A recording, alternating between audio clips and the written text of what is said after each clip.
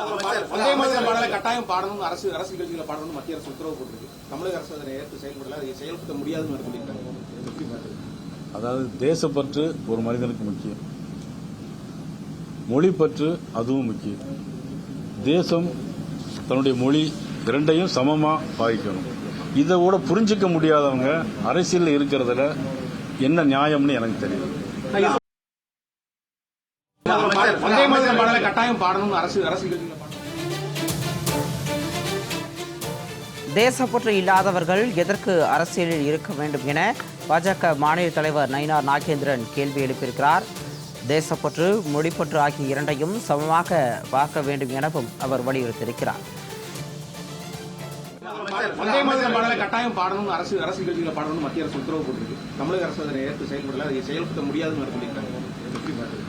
அதாவது தேசப்பற்று ஒரு மனிதனுக்கு முக்கியம், மொழிப்பற்று அதுவும் முக்கியம். தேசம் தன்னுடைய மொழி இரண்டையும் சமமா பாதிக்கணும். இதை கூட புரிஞ்சிக்க முடியாதவங்க அரசியல் இருக்கிறதுல என்ன நியாயம்னு எனக்கு தெரியும்.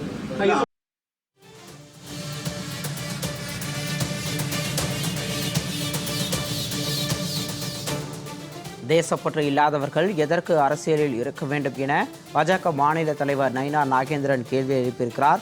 கூடுதல் விவரங்களோடு இணைக்கிறார் எமது செய்தியாளர் செல்வராஜ். வணக்கம் செல்வராஜ்.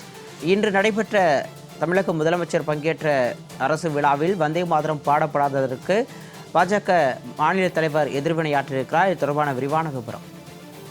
நிச்சயமாக பாரதிய ஜனதா கட்சியின் மாநில தலைவர் நயினார் நாகேந்திரன் சற்று முன் பாளையங்கோட்டை உள்ள அன்பு நகரில் செய்தியாளர்களை சந்தித்தார். அப்போது ஏற்கனவே தேசிய கீதம் என்பது பாடப்படாதது தொடர்பாக செய்தியாளர்களுக்கு கேள்விக்கு அவர் பதிலளிக்கும் போது தேசப்பற்றமும் நாட்டு பற்றமும் உள்ள உடையவர்கள் தான் இந்த ஆட்சி அமைக்கப்பட வேண்டும், ஆனா தேசப்பற்று இல்லாதவர்கள் எப்படி இந்த தமிழகத்திலேயோ அல்ல இந்தியாவிலேயோ இருக்கிறார்கள் என்பது புரியவில்லை என்பதும் தெரிவித்தார். குறிப்பாக தமிழகத்தில் தமிழ்தாய்க்கு முக்கியத்துவம் அளிக்கப்பட வேண்டும், அதே போல தேசிய கீதத்திற்கும் முக்கியத்துவம் அளிக்கப்பட வேண்டும் என்பதுதான் அவருடைய கருத்தாக இருந்தது.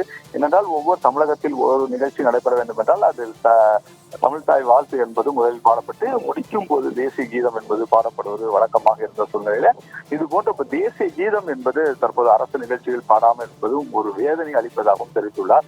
ஆகவே தேசப்பற்று கண்டிப்பாக அனைவருக்கும் இருக்கப்பட வேண்டும் என்பதை அவர் வலியுறுத்தி தற்போது செய்தியாளர் சந்திப்பில் அவர் ஈடுபட்டார்.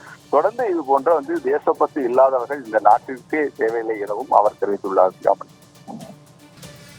கூடுதல் விவரங்களோடு இணைப்பில் வந்தமைக்கு நன்றி செல்வராஜ்.